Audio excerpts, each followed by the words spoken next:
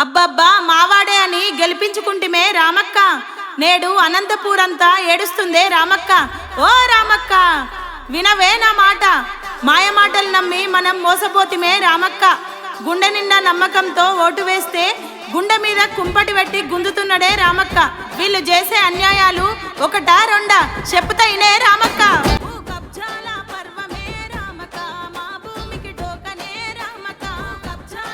నేను ఆ రోజు ఊర్లో లేను. ఆ రోజు కాల్ చేసి మన ఏరియా మన స్థలంలో ఎవరు ఇట్లా కంచు వేస్తున్నారు అని చెప్పారు. సో అక్కడ కాంట్రాక్టర్స్ ఎవరో ఉన్నారు. సరే వాళ్ళని అన్నీ కనుక్కుంటే వాళ్ళు గంగారాం పేరు చెప్పారండి. తర్వాత గంగారాం ఎమ్మెల్యే గారు అని ఇట్లా ప్రస్తావన తీసుకొచ్చారు. బట్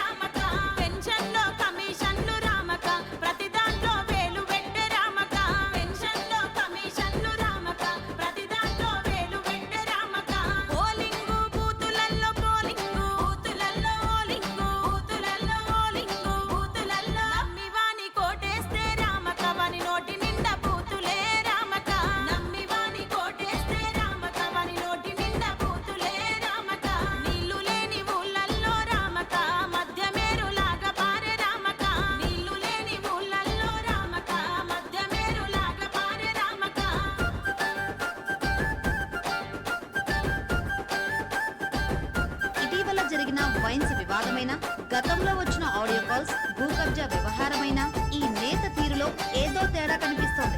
వివాదాలతో రద్దు చేస్తూ పార్టీతో పాటు ప్రభుత్వాన్ని భ్రష్టు పట్టిస్తున్నారన్న విమర్శలు ఉన్నాయి. లక్షల రూపాయల కప్పం కట్టనందునే ఎమ్మెల్యే దగ్గుబాటి ప్రసాద్ తన అనుచరులతో వైన్స్ షాపులు తగలబెట్టారన్నది నమల భూములు మనమమ్మితే రామక పోరంబోకు వాట అడిగే రామక. మన భూములు మనమమ్మితే రామక పోరంబోకు వాట అడిగే రామక. గరీబోడి బండి కాడ రామక పన్ను గంటమంటుండే రామక. గరీబోడి బండి కాడ రామక పన్ను గంటమంటుండే రామక. చికనమ్మే షాపులోన చికనమ్మే షాపులోన చికనమ్మే షాపులోన చికనమ్మే అరే చికనమ్మే షాపులోన రామక వాటా వసూలు చేస్తున్నాడే రామక.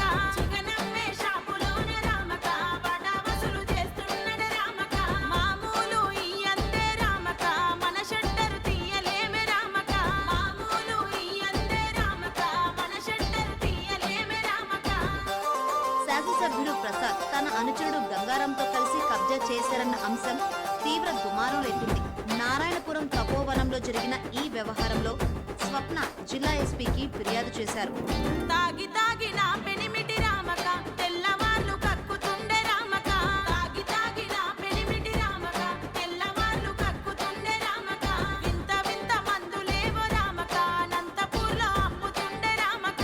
వింత వింత మందులేవో రామక అనంతపూర్లో అమ్ముతుండే రామక. మనతో గంగారం డబ్బులు డిమాండ్ చేశారని ఎగ్జిబిషన్ నిర్వాహకుడు ఫక్రుద్దీన్ ఎస్పీకి ఫిర్యాదు చేశారు.